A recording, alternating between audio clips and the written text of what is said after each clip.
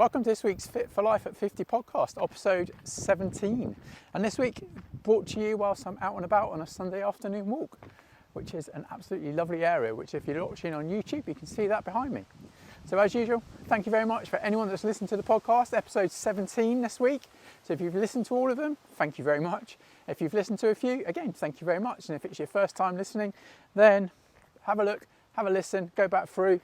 Maybe pick out episode 1, which talks all about what the Fit for Life at 50 podcast is, why I'm doing it, and what I'm doing as part of that. So a quick reminder for you all that what is Fit for Life for me?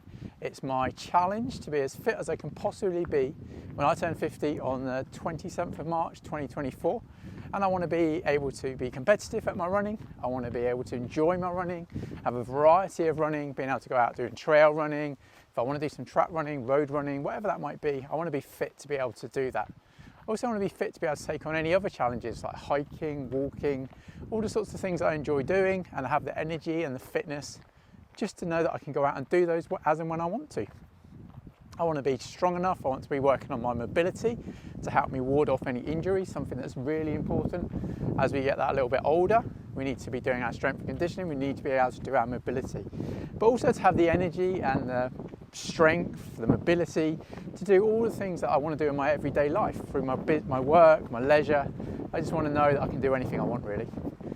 So this week it was a rest and recovery week, so a little bit of a different one this week, just to talk about the importance of that.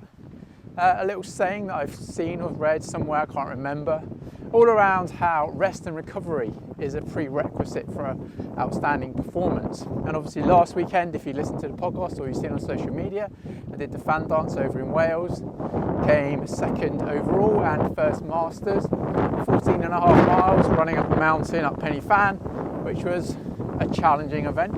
So this week for me was really about recovering from that, having a look at what do I want to do going forwards, which I've got the plans in place. I'm doing the Great South 10 miles in October, and I'm then doing the Brighton 10K in November. So it was all about getting ready, getting myself set up to start my training plan, which starts on a Monday, working through, I guess 16 weeks until the Brighton 10K. So start to build up to that. So it's important this week that I was fully recovered from the fan dance, which took me a lot longer than I thought it would. Actually, probably didn't really feel fully recovered till Wednesday or Thursday that my legs were back to where they wanted to be. I had a really good massage and some mobility stuff on Monday, which helped to flush the legs out a little bit. But it got me thinking, after you've done an event, do you have a plan in place? So we all know we need a plan to get to a race, to get to the start line. We know we need to do that because that's what helps us get there. But what do we do then afterwards? What's our plan to make sure that we recover, and also to make sure that we celebrate those wins, however it went for us, that we've done everything we can in our power to enjoy that event to the most? So I'm sure if anyone who's listening, I'm sure you've been out and you've trained for a race, let's just say a 10K. You've trained for a 10K, you've gone out there, you've done it, you've had a really good run, and then you're like, what next? What do I do next? So always important to have stuff coming up afterwards as well, so you know that you don't get that little slump after an event where you get a little bit lost and you don't do anything for 2 or 3 weeks. Before you know it, you've slipped off your training, you've slipped off your routines, and then you've got to sort of start again, build that back up again. So keep that in mind if that's something that you find yourself doing, is always to have something, always got to have that event that you're working to, the goals that you're working to, and remembering along that way as well, you've got that journey of all the things that you do, the things you become, how much you get stronger physically and mentally on everything that you do. So keep that one in mind. But going back to the recovery bit, what do you do on a week after a race? So for me, as I said, I had a massage. This week I just allowed myself to eat that bit more. Following the diet plan, I was following a part of 75 hard, which was quite low calorie, but I was happy with that. I was getting what I wanted. So this week I just relaxed it a bit. I still hit my 100 grams of protein a day to help me recover, rebuild the muscles that would have been broken down as part of the fan dance. I'm also following a plan where I eat 800 grams of fruit and veg every day, so I'm getting a lot of good nutrients in from that. So I made sure this week that I hit those targets. Wasn't too worried about the calories or what they were this week, but next week I'll be back on to working towards a range that I know gives me enough energy energy and also recovery. So it was important to keep that in mind when you're looking at what you're going to do nutrition wise after an event, because if you've worked really, really hard, you've pushed yourself, your body's going to probably be a little bit of fatigued, but also it's almost like, depending what the event is, something like the fan dance where it's an arduous event, your body has got a bit of trauma in there, so you've got to allow that to recover. So yeah, so that's a bit of waffle really this week now. So that's really what this week was, rest and recovery, and just wanted to sort of talk about that, just to remind anyone that listens in that it's always important to factor that in.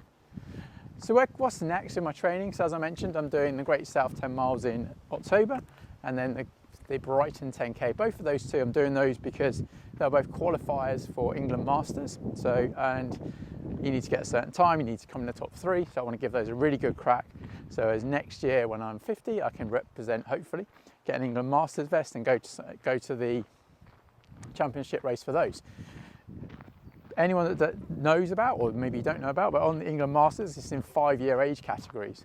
So next year when I turn 50, I will be at the bottom of that age category for the 50 to 55, or 50 to 54 and however many days, which puts you in a really strong position, because you go in there as the youngest in that age group.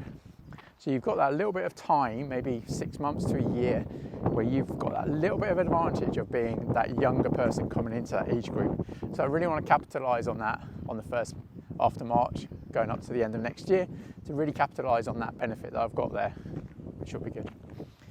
So my training is going to be, I'm going to be mixing up. I'm going to go into my running club every week, AFD, go into their Tuesday session. Sorry, just clearing throat there, a fly I think went in my mouth.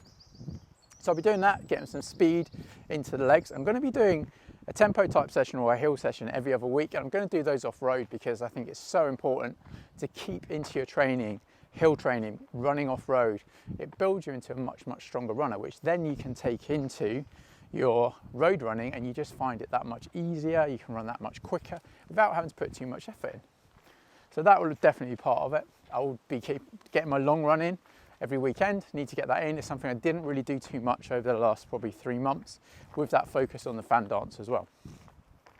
But I'm also going to keep in there walking and hiking with weights, because that's something I really noticed the benefit of from doing the weighted training for the fan dance, was that my legs are just so much stronger.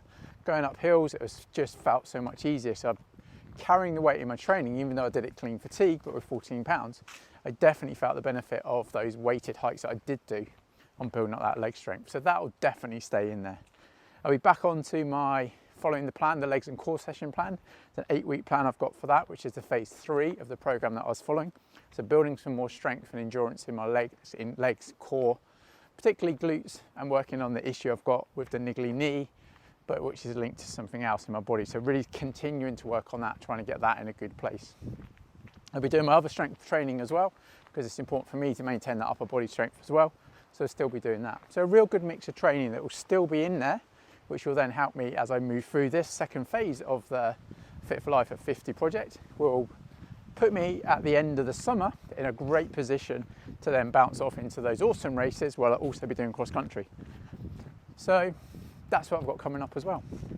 I'm not really going to, on this week, I'm not going to do any wins or challenges of the week, because I don't want this to go on for ages. Just really wanted to do a bit of a recap and to remind people that whatever you're doing with your training, number one, as I've already said, you need to have that rest and recovery periods in there.